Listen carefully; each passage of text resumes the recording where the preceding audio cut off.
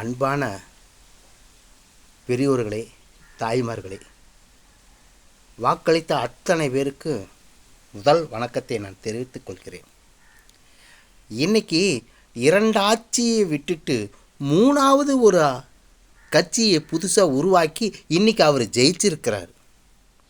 இதுக்கு முன்னாடி இருந்த அரசியல்வாதிங்க 5 10 வருடங்களாக இருந்தாங்க.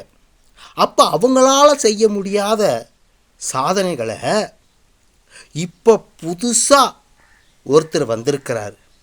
உடனே நீங்கள் இந்த திட்டத்தை நீங்கள் நிறைவேற்றலை, நீங்கள் சொல்கிற வாக்குறுதியை நிறைவேற்றலை, ஏன் அப்படின்னு எதிர்கட்சிக்காரங்க கேட்குறாங்க. நான் கேட்குறேன், ஒவ்வொரு கட்சிக்காரங்களும் இதுக்கு முன்னாடி ஆட்சி ஆண்டவங்க 10 வருஷமாக இருந்தீங்க.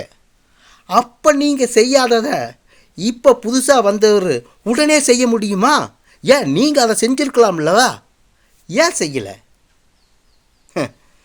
எல்லாம் உங்கள் பாக்கெட்டுக்குள்ள உங்களுடைய வசதியான வாய்ப்புகளை நீங்கள் வாழணும்னு நினச்சி தான் நீங்கள் அரசியலே நடத்துனீங்க. அன்றைக்கி இன்றைக்கி வந்தவங்க அப்படி இல்லை. பொறுமையாக நிதானித்து செயல்படுத்துறதுக்காகத்தான் இன்றைக்கி புதிய கட்சி ஒன்று வந்திருக்கு. கல்யாணம் இன்றைக்கி பண்ணிவிட்டு உடனே புள்ள பெக்குன்னு சொன்னால் எப்படியா? எப்படி பெக்க முடியும்?